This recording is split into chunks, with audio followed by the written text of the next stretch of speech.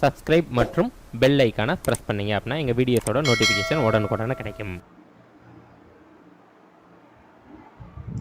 Hi friends, நாம் இன்னைக்கு மே 28, 2024 என்ன மாதிரியான முக்கியமான நடப்பு நிகழ்வுகள் இருக்குது அப்படின்றத பார்க்க ஆரம்பிக்கலாம். ஸோ இன்னைக்கான முதல் கேள்வியை பாருங்கள். இந்தியாவிற்கு வந்துள்ள மிகப்பெரிய சரக்கு கப்பலின் பெயர் என்ன அப்படின்னு கேட்டிருக்காங்க. ஸோ இந்த கேள்விக்கு மிகவும் சரியான விடை எம்எஸ்சி அண்ணா அப்படின்ற கப்பல் தான் இந்தியாவிற்கு வந்த மிகப்பெரிய சரக்கு கப்பலாக பார்க்கப்படுகிறது. கடந்த ஆண்டு எம்எஸ்சி ஹம்பர்க் அப்படின்றது வந்தது. ஸோ அதுதான் மிகப்பெரிய சரக்கு கப்பலாக இருந்தது. ஸோ அதை விட இப்போ பெரிய கப்பலாகிய எம்எஸ்சி அண்ணா இந்தியாவுக்கு வந்திருக்கு. ஓகேங்களா? ஸோ ஐஎன்எஸ் விக்ராந்த் அப்படின்றது இந்திய உள்நாட்டிலேயே தயாரிக்கப்பட்ட விமானம் தாங்கி போர்க்கப்பல். இந்தியாவின் முதல் விமானம் தாங்கி போர்க்கப்பல் இந்தியாவிலேயே தயாரிக்கப்பட்டது. ஓகேங்களா? ஸோ அதுக்கப்புறம் ஹச்எஸ்சி செரியாபாணி அப்படின்ற கப்பல் வந்து நாகப்பட்டினத்திலிருந்து இலங்கைக்கு சுற்றுலாவுக்காக பயணிக்கக்கூடிய ஒரு கப்பலாக இருக்கு அப்படின்றத நம்ம படிச்சிருப்போம். காங்கேஷன் துறைமுகத்துக்கு செல்லும் அப்படின்றத பார்த்துருக்கோம். ஸோ அதை ரிவைஸ் பண்ணுறோம். ஓகேங்களா? ஸோ தற்பொழுது நம்ம என்ன படிச்சிருக்கோம் அப்படின்னா எம்எஸ்சி அண்ணா அப்படின்ற கப்பல் தான் இந்தியாவிற்கு வந்துள்ள மிகப்பெரிய சரக்கு கப்பல் அப்படின்னு தெரியும். ஓகேங்களா? ஸோ மேற்கூறிய ஆப்ஷன்ஸை பார்க்கலாம். அதாவது வருகை புரிந்துள்ள இடம் எங்கே அப்படின்னா முந்த்ரா துறைமுகத்துக்கு வந்திருக்கு. முந்த்ரா துறைமுகம் எங்கே இருக்குது? குஜராத்தில் இருக்குது. இந்தியாவின் மிகப்பெரிய தனியார் துறைமுகம் அப்படின்னா முந்த்ரா துறைமுகத்தை சொல்லலாம்.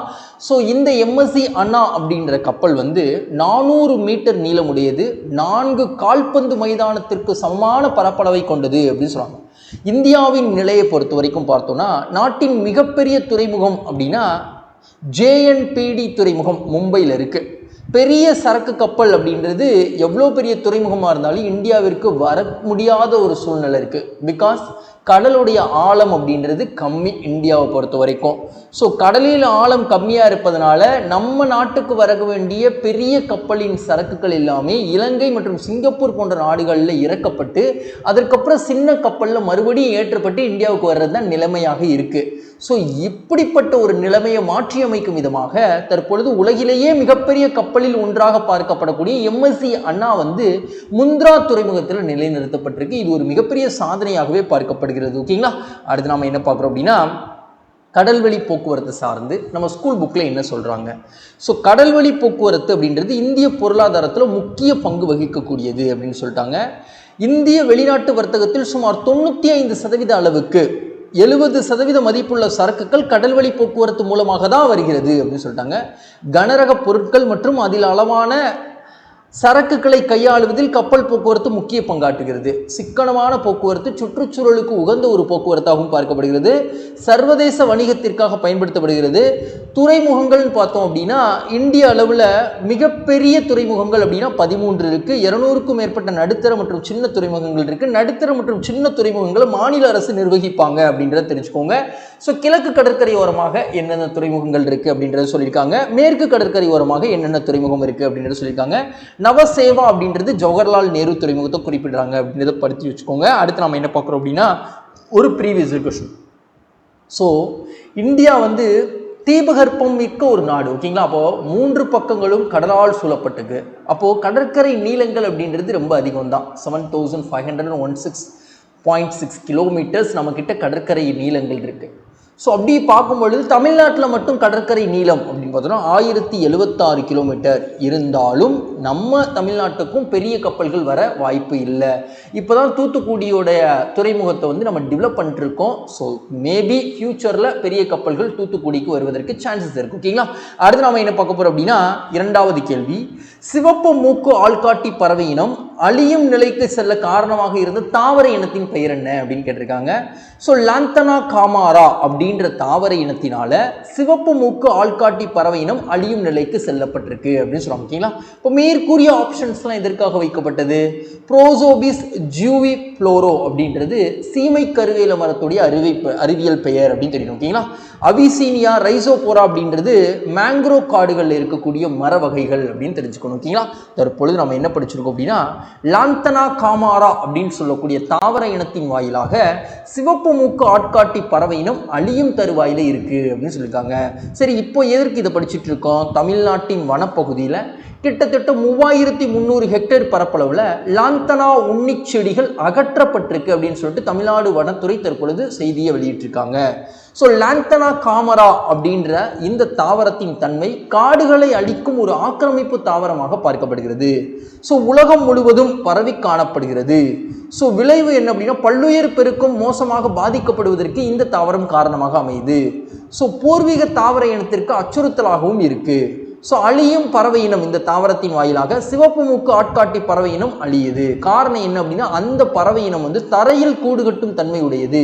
ஸோ இந்த தாவரம் பரவலாக பூமியில் இருக்கும் பொழுது அதனால தரையில் கூடு கட்டி வாழக்கூடிய தன்மை அப்படின்றது கம்மியாகுது. ஓகேங்களா? ஸோ 3300 ஹெக்டேரில் தற்பொழுது தமிழ்நாட்டில் வனப்பகுதியில் இந்த தாவரத்தை அகற்றியதால முதுமலை பகுதியில் மீண்டும் தரையில் கூடு கட்டும் பணியில் இறங்கியது சிவப்பு மூக்கு பறவை அப்படின்னு சொல்லியிருக்காங்க. ஓகேங்களா? ஸோ மறுபடியும் இந்த சிவப்பு மூக்கு பறவைக்கு இந்த வாழ்விடம் அப்படின்றது தமிழ்நாட்டில் கிடைச்சிருக்கு. எதனால? 3300 ஹெக்டேர் பரப்பளவில் இருந்த லாந்தனா உண்ணி செடிகள் அகற்றப்பட்டதுனால. அடுத்து அழியும் தருவாயில் இருக்கக்கூடிய தாவரங்கள் விலங்குகள் அப்படின்றத நம்ம புக்கில் பட்டியலிட்டிருப்பாங்க. தாவரங்கள் பார்த்தா குடைமரம் அப்படின்றது அழியும் தருவாயில் இருக்கு, மலபார் லில்லி அப்படின்றது அழியும் தருவாயில் இருக்கு, ரஃப்லேஷியா மலர் அப்படின்றது அழியும் தருவாயில், இந்தியா மல்லோ அப்புறம் முஸ்லி தாவரம் போன்றவை அழியும் தருவாயில் இருக்கக்கூடிய தாவர வகைகள் அப்படின்னு தெரிஞ்சுக்கோங்க. அடுத்த விஷயம் இங்க பாருங்க, கங்கை பிரம்மபுத்திரா அலையாத்தி காடுகளில் முக்கியமாக காணப்படக்கூடிய மர வகை எது அப்படின்னு கேட்டிருக்காங்க. கடின பனை வகை அப்படின்றது காணப்படுகிறது. மூன்றாவது கேள்வி, தமிழ்நாட்டின் உயர்கல்வியில் மாணவிகள் சேர்க்கை உயர்விற்கு காரணமான திட்டம் எது அப்படின்னு கேட்டிருக்காங்க. ஸோ இதற்கான ஆன்சர் புதுமை பெண் திட்டம் அப்படின்னு தெரியும். ஸோ தமிழ் புதல்வன் திட்டம் கல்லூரி படிக்கக்கூடிய மாணவர்களுக்கு மாதந்தோறும் 1000 ரூபாய் கொடுக்கப்படும், இந்த ஆண்டு செயல்படுத்தப்படும் அப்படின்னு சொல்லிட்டு தமிழ்நாடு கவர்மெண்ட் அறிவிச்சிருக்காங்க. அதற்கப்புறம் விடியல் பயண திட்டம், பெண்களுக்கு இலவச போக்குவரத்து பயணத்தை தான் விடியல் பயண திட்டம் சொல்லுவாங்க. காலை உணவு திட்டத்தின் வாயிலாக தொடக்க கல்வியில சேர்க்கைகள் அப்படின்றது அதிகமாகிடுக்கு அப்படின்னு சொல்லிட்டு சமீபத்திய காலங்களில் படித்தோம். தற்பொழுது நம்ம என்ன படிச்சிருக்கோம்? புதுமை பெண் திட்டத்தின் வாயிலாக உயர்கல்வியில் மாணவிகளின் சேர்க்கை அதிகரிப்பதற்கு காரணமாக இருந்திருக்கு. ஸோ தமிழக அரசு வெளியிட்ட தகவல் 34% மாணவிகளுடைய எண்ணிக்கை உயர்கல்வியில் அதிகமாகிடுக்கு இந்த புதுமை பெண் திட்டத்தின் வாயிலாக. ஸோ இந்தியாவிலேயே உயர்கல்வி சேர்க்கையில் தமிழ்நாடு தான் முதலிடத்தில் இருக்காங்க. ஸோ புதுமை பெண் திட்டம் அப்படின்றது 2022 மார்ச் மாதம் கொண்டு வரப்பட்டது. 6 முதல் 12ஆம் வகுப்பு வரையும் அரசு பள்ளியில் பயின்ற அத்துணை பெண்களுக்கும் என்ன பண்றாங்க அப்படின்னா உயர்கல்வி படிக்கும் பொழுது மாதந்தோறும் 1000 ரூபாய் நிதி உதவி கொடுக்குறாங்க. ஸோ தற்பொழுது 2.73 லட்சம் நபர்கள் நிதி உதவி பெற்று வந்துட்டு இருக்காங்க. ஸோ கூடுதலாக உயர்கல்வி சேர்க்கை விகிதத்தை அதிகப்படுத்துவதற்கு உறுதுணையான திட்டம் அப்படின்னு பார்த்தோம்னா நான் முதல்வன் திட்டம் 2022 கொண்டு வரப்பட்டது. திறன் மேம்பாட்டு திட்டமாக பார்க்கப்படுகிறது. அரசு பள்ளி மாணவர்களுக்கு பொறியியல் கல்லூரி சேர்வதற்கு 7.5% உள் இடஒதுக்கீடு கொடுக்கப்படுகிறது. முதல்வரின் ஆராய்ச்சி ஊக்கத்தொகை திட்டம் டாக்டரேட் படிக்கக்கூடியவங்களுக்கு மாதந்தோறும், அதாவது வருடத்திற்கு 120 மாணவர்கள் தேர்வு செய்யப்பட்டு மாதந்தோறும் 25,000 ரூபாய் உதவித்தொகையாக 3 வருஷத்திற்கு கொடுப்பாங்க அப்படின்றத தெரிஞ்சுக்கோங்க. ஓகேங்களா? ஸோ இந்த திட்டங்கள் எல்லாமே உயர்கல்வியில சேர்க்கை விகிதத்தை அதிகப்படுத்துவதற்கு உறுதுணையாக இருந்த திட்டங்கள் அப்படின்னு தெரியணும். அதுக்கப்புறம் இங்க பாருங்க, உயர்கல்வியில் மொத்த சேர்க்கை விகிதம். ஸோ இந்திய அளவுக்கு பார்த்தோம்னா 2016-17 கணக்கெடுப்பின்படி 25.2%. ஆனால் தமிழ்நாட்டில் 46.9%, கிட்டத்தட்ட டபுள் தி அமௌண்ட்ல இருக்கு. ஓகேங்களா? ஸோ அடுத்த விஷயம், ஒரு ப்ரீவியஸ் இயர் கொஸ்டின். தமிழ்நாட்டில் ஒரு திட்டம் அறிமுகப்படுத்தினாங்க. அந்த திட்டம் தான் மதிய உணவு திட்டம். 1956 அறிமுகப்படுத்தினாங்க. இதன் மூலமாக பள்ளி இடைநிற்றல் அப்படின்றது தவிர்க்கப்பட்டது அப்படின்னு காரணம் சொல்லியிருக்காங்க. கரெக்டா அப்படின்னு கேட்டால் மிகவும் சரி அப்படின்னு தெரியும். ஓகேங்களா? அடுத்த விஷயம், 2023-24 இந்தியாவின் மிகப்பெரிய வர்த்தக கூட்டாளியாக திகழும் நாடு எது அப்படின்னு கேட்டால் சைனா அப்படின்னு சொல்லணும். ஓகேங்களா? ஸோ இதற்கு முன்பாக அமெரிக்கா இருந்தாங்க. ஸோ ரஷ்யா மற்றும் வடகொரியா போன்ற நாடுகளோடும் தொடர்ந்து வர்த்தக பற்றாக்குறையை ஏற்படுத்திட்டு வந்துட்டு இருக்காங்க இந்தியா அப்படின்னு தெரியணும். சைனாவோடையும் அதிகமாக வர்த்தக பற்றாக்குறையை நம்ம ஏற்றி வந்துட்டு இருக்கோம். ஸோ அதனால தான் மிகப்பெரிய வர்த்தக கூட்டாளியாக தமிழ்நாடு இருக்காங்க. சரிப்பா, வெளியான தகவல் என்ன? இந்தியாவின் 10 முக்கிய வர்த்தக கூட்டாளி நாடுகளில் 9 நாடுகளுடன் வர்த்தக பற்றாக்குறை அதிகரிச்சிருக்கு அப்படின்னு சொல்றாங்க. வர்த்தக பற்றாக்குறைனா என்னப்பா? ஏற்றுமதிக்கும் இறக்குமதிக்கும் இடையில் உள்ள வேறுபாடு இருக்குல்ல, அதுதான் வர்த்தக பற்றாக்குறை. ஸோ பேலன்ஸ் ஆஃப் ட்ரேட் அதிகரித்துள்ள நாடுகள் அப்படின்னு பார்த்தோம்னா சீனா, ரஷ்யா, வடகொரியா, ஹாங்காங் போன்ற நாடுகளோடு அதிகமாக நம்ம என்ன பண்ணுறோம் அப்படின்னா இறக்குமதி செஞ்சுட்டு இருக்கோம். அவங்க பொருட்களை நம்ம பொருட்களை ஏற்றுமதி செய்யவில்லை. 2022 ஒப்பிடும் பொழுது இப்போ இந்த 4 நாடுகள்லையும் நம்ம அதிகமாக வச்சிருக்கோம் balance of trade. Balance of trade குறைச்சி வச்சிருக்கக்கூடிய நாடுகள் UAE, Saudi Arabia, Indonesia, Iran போன்ற நாடுகளில் கம்மி பண்ணியிருக்கோம். வர்த்தக உபரி வைத்துள்ள நாடுகள் அமெரிக்கா, அதுக்கப்புறம் UK, Belgium, Italy, France, Bangladesh போன்ற நாடுகளில் வர்த்தக உபரியே நம்ம வச்சுருக்கோம். ஓகேங்களா? தடையற்ற வர்த்தக ஒப்பந்தம் யாரோடலாம் போட்டிருக்கோம்? சிங்கப்பூரோட போட்டிருக்கோம், UAEயோட போட்டிருக்கோம், சவுத் கொரியாவோட போட்டிருக்கோம், இந்தோனேஷியாவோட போட்டிருக்கோம் அப்படின்னு தெரிஞ்சுக்கணும். அடுத்து ஒரு புக் கண்டென்ட். இப்போ வேர்ல்ட் ட்ரேட் ஆர்கனைசேஷன்ஸ், உலக வர்த்தக அமைப்பு அப்படின்னு இருக்காங்க. ஸோ அவங்க என்ன சொல்கிறாங்க? அமெரிக்காவில் நியூயார்க்கில் தலைமையகம் கொண்டு செயல்பட்டு இருப்பாங்க. ஸோ உலக அளவில் எல்லா நாடுகளுக்கும் வணிகத்தை நோக்கி எப்படி பயணிக்கணும், ஒரு முற்றுரிமை இருக்கக்கூடாது அப்படின்றத வணிகத்தை ரெகுலேட் பண்ணுறதற்காக உருவாக்கப்பட்ட ஒரு அமைப்பு. ஏப்ரல் 4, 1973 துவங்கப்பட்டாலும் பின்னர் செப்டம்பர் 11, 2001 விமான தாக்குதலில் அளிக்கப்பட்டது. உலகம் முழுவதும் பன்னாட்டு வாணிபத்தில் ஈடுபடும் வணிகங்களை ஒன்று சேர்ப்பது தான் அந்த அமைப்புடைய நோக்கமாக பார்க்கப்படுகிறது. அதுக்கப்புறம் எந்த நாட்டு நாணயம் சமீபத்தில் IMF நாணய கூடையில் பாஸ்கெட்ல சேர்க்கப்பட்டது? சைனீஸோட யுவான் வந்து சேர்க்கப்பட்டது. ஓகேங்களா? அடுத்து 5வது கேள்வி. இந்திய தேசிய வேளாண் கூட்டுறவு சந்தைப்படுத்துதல் கூட்டமைப்பு NAFED தலைவராக தேர்ந்தெடுக்கப்பட்டவர் யார் அப்படின்னு கேட்டிருக்காங்க. ஜதா அகீர் அப்படின்றவங்க தேர்வு செய்யப்பட்டிருக்காங்க. ஸோ KVC சாஜி அப்படின்றவங்க யாரு? ஸோ இவங்க நபார்டுடைய தலைவராக இருக்கக்கூடியவங்க. அர்ஜுன் முண்டா மத்திய வேளாண் துறை அமைச்சர். MRK பன்னீர்செல்வம் தமிழ்நாட்டில் முதல்ல என்ன பண்ணாங்க அப்படின்னா வேளாண் பட்ஜெட் அப்படின்றது இன்ட்ரடியூஸ் பண்ணாங்க. அந்த வேளாண் பட்ஜெட்டை பிரசன்ட் பண்ணது MRK பன்னீர்செல்வம் அவர்கள் அப்படின்னு தெரியும். ஓகேங்களா? ஸோ ஜதா அகீர் அப்படின்றவங்க இந்திய தேசிய வேளாண் கூட்டுறவு சந்தைப்படுத்தல் கூட்டமைப்புடைய தலைவராக தேர்வு செய்யப்பட்டிருக்காங்க. ஸோ அதுவும் போட்டியின்றி தேர்வு செய்யப்பட்டிருக்காங்க. NAFEDக்கு விரிவாக்கம் என்ன அப்படின்னா national agriculture cooperative marketing federation of India அப்படின்னு சொன்னாங்க. தன்மை என்ன அப்படின்னா விவசாய விளைபொருட்களுக்கு சந்தைப்படுத்துதல் கூட்டுறவுகளின் உச்ச அமைப்பாக இது பார்க்கப்படுகிறது. ஓகேங்களா? ஸோ அல்டிமேட்டாக விவசாயி ப்ரொடியூஸ் பண்ணக்கூடிய பொருட்களுக்கு நல்ல விலை கிடைக்கிற விதமாக கட்டமைப்புகளை உருவாக்கி கொடுப்பது. ஓகேங்களா? தொடக்கம் எப்போ தொடங்கப்பட்டது? 1958 அக்டோபர் 2 தொடங்கப்பட்டது. ஸோ மாநில கூட்டுறவு சங்கங்கள் சட்டத்தின் வாயிலாக பதிவு செய்யப்பட்டிருக்கும் அப்படின்னு சொல்றாங்க NAFED வந்து. ஸோ இதோடைய தலைமையகம் எங்கே இருக்குது அப்படின்னா புதுடெல்லியில் இருக்குது. 4 பிராந்திய அலுவலகங்கள் சென்னை, மும்பை, கொல்கத்தா, டெல்லி போன்ற இடங்கள்ல இருக்குது. சமீபத்திய நடவடிக்கை ஆப்ரேஷன் கிரீன்ஸ் அப்படின்றதெல்லாம் NAFED தொடங்கினாங்க. 2022க்குள்ள விவசாயிகளின் வருமானத்தை இரட்டிப்பாக்குவதை நோக்கமாக வச்சுதான் ஆப்ரேஷன் கிரீன்ஸ் அப்படின்றது தொடங்கப்பட்டதுன்னு சொல்றாங்க. ஓகேங்களா? அடுத்து விவசாயிகள் தயாரிக்கக்கூடிய பொருட்களுக்கு நல்ல விலை கிடைக்கணும் அப்படின்னா அவங்க தயாரித்த பொருளை உடனே விற்கக்கூடாது. அப்போ என்ன பண்ணணும்? ஒரு இடத்துல ஸ்டாக் பண்ணி வைக்கணும். ஸோ அந்த ஸ்டாக் பண்ணுற வசதி நிறைய பேர் விவசாயிகள் வீட்டில் இல்லை.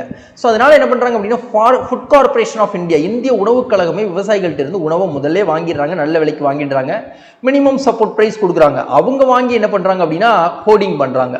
ஸோ எந்த இடத்துல வைக்கிறாங்க? பஃபர் ஸ்டாக், தங்கி இருப்பு அப்படின்ற இடத்துல வச்சு அதற்கப்புறம் என்ன பண்ணுறாங்க அப்படின்னா இந்த மதிய உணவு திட்டம், அதுக்கப்புறம் ரேஷன் கடைகளுக்கெல்லாம் இது அனுப்பி வைக்கப்படுது அப்படின்றத ஞாபகம் வச்சுக்கோங்க. அடுத்த விஷயம், தமிழ்நாட்டில் வேளாண் ஏற்றுமதி மண்டலங்கள் எங்கெல்லாம் இருக்கு? ஓசூர்ல இருக்கு, ஊட்டியில இருக்கு, நிலக்கோட்டையில இருக்கு அப்படின்னு தெரியும். ஓகேங்களா? மதுரையில கிடையாது. அடுத்த விஷயம், 6வது கேள்வி.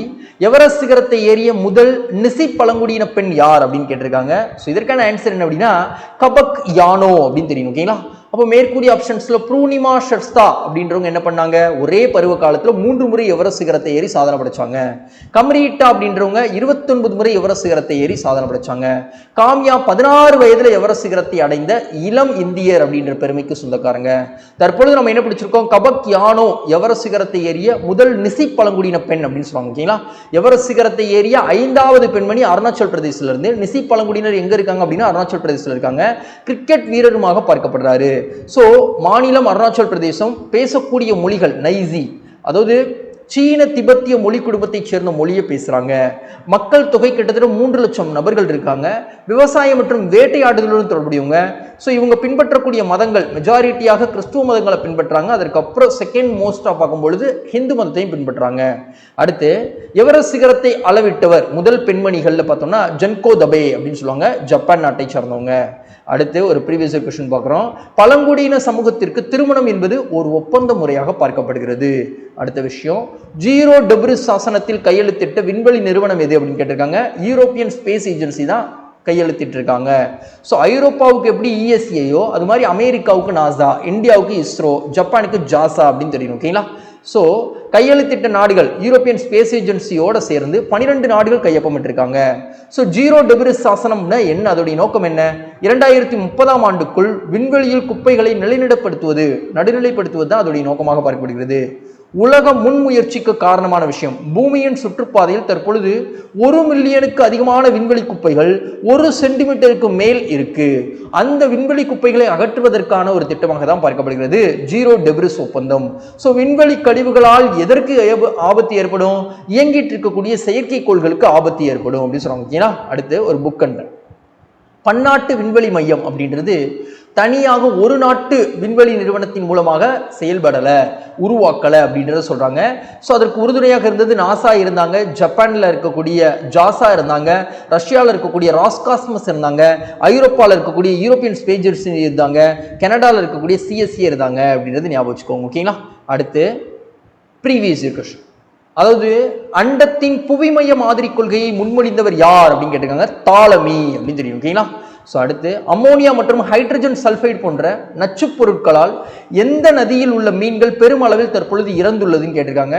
பெரியாறு நதியில் உள்ள மீன்கள் தற்பொழுது நச்சுப் பொருட்களால் இறந்திருக்கு அப்படின்னு தெரியும். ஓகேங்களா? சிலந்தி ஆறின் குறுக்கே அணை கட்டுவதற்கு கேரள அரசு முற்படுறாங்க. அதுக்கு தமிழ்நாடு கவர்மெண்ட் அப்போஸ் பண்றாங்க. ஓகேங்களா? காவிரி ஆறின் குறுக்கே மேகேதாட்டு அணை கட்டணும் அப்படின்னு சொல்லிட்டு கர்நாடகா சொல்லிட்டு இருக்காங்க ரொம்ப நாளா. தாமிரபரணி ஆறு ஒண்ணுதான் இந்தியா, அது தமிழ்நாட்டில் இருக்கக்கூடிய பெரினியல் ரிவர்ஸ் அப்படின்னு சொல்லுவாங்க. ஓகேங்களா? அப்போ வருடந்தோறும் தண்ணி ஓடக்கூடிய நதியாக பார்க்கப்படுகிறது. ஸோ பெரியாறு மற்றும் பெரியாரின் கிளையாறுகளில் உள்ள மீன்கள் இறப்பிற்கு காரணமானவை அமோனியா மற்றும் ஹைட்ரஜன் சல்ஃபைடு அப்படின்ற விஷயம் படிச்சிருக்கோம். ஸோ இந்த அறிக்கையை வெளியிட்டது பெருங்கடல் ஆய்வுகள் பல்கலைக்கழகம் வெளியிட்டாங்க. ஸோ ஆக்சிஜன் குறைவாக அந்த நீரில் இருந்ததுனால தான் மீன்கள் இறந்திருக்கு அப்படின்னு சொல்லுவாங்க. ஸோ கேரளாவில் இந்த பெரியாறு அப்படின்றது ஓடிட்டு இருக்கு. நீளமான மற்றும் வற்றாத நதியாக பார்க்கப்படுகிறது. மேற்கு தொடர்ச்சி மலையில உருவாகுது. பெரியார் புலிகள் காப்பகத்துக்குள்ள இது சென்று ஊடுருவி வருகிறது. அதுக்கப்புறம் இடுக்கி மற்றும் முல்லை பெரியாறு அணைகள் முக்கியத்துவமான அணைகளாக பார்க்கப்படுகிறது. அடுத்த விஷயம் வகுப்பு மீன்கள் அப்படின்றது குளிர் ரத்த பிராணிகளாக பார்க்கப்படுகிறது. ஸோ அதுக்கப்புறம் என்ன சொல்லிட்டாங்க? நீர்வாழ் முதுகெலும்பிகள், தாடைகள் பெற்றது, படகு போன்ற உடல் அமைப்பை கொண்டது, தலை, உடல், வால் போன்ற 3 பகுதிகளை கொண்டது, துடுப்புகளாலும் நடுமைய துடுப்புகளாலும் நீந்தி செல்கின்றது, உடல் செதில்களால் போர்த்தப்பட்டுள்ளது, அதன் சுவாசம் செவில்களால் வழியாகவே நிகழ்கிறது, இதயம், ஆரிக்கல்கள், வென்ட்ரிக்கல் என்று 2 அறைகளை கொண்டுள்ளது, குருத்தெலும்பு மீன்கள், எடுத்துக்காட்டு சுறா, ஸ்டேக்ஸ், எலும்பு மீன்கள், கெண்டை, மடவை அப்படின்னு சொல்லுவாங்க. அடுத்த விஷயம் ஒரு ப்ரீவியஸ் கொஸ்டின், இந்தியாவில் வனவிலங்கு பாதுகாப்பு சட்டம் இயற்றப்பட்ட ஆண்டு 1972. ஸோ 9வது கேள்வி, சமீபத்திய நிகழ்வுடன் சரியாக பொருத்துக. சென்சஸ்ல புதிய சாதனை படைச்சிருக்காங்க இந்தியா, 76,000 புள்ளிகளை கடந்து அப்படின்னு தெரியும். நேருவின் 60வது நினைவு தினம் அனுசரிக்கப்பட்டது மே 27, 1964 அனுசரிக்கப்படுகிறது. DRDO தலைவரின் பதவி காலம் மேலும் 1 ஆண்டுகள் நீட்டிக்கப்பட்டிருக்கு. தற்பொழுது தலைவராக இருக்கக்கூடியவங்க சமீர் வி காமத் அப்படின்னு தெரியும்.